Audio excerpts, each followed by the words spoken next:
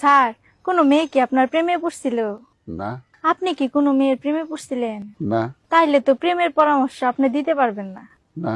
তারপরেও কই একটা প্রেমের পরামর্শ দেন তো স্যার। বলো।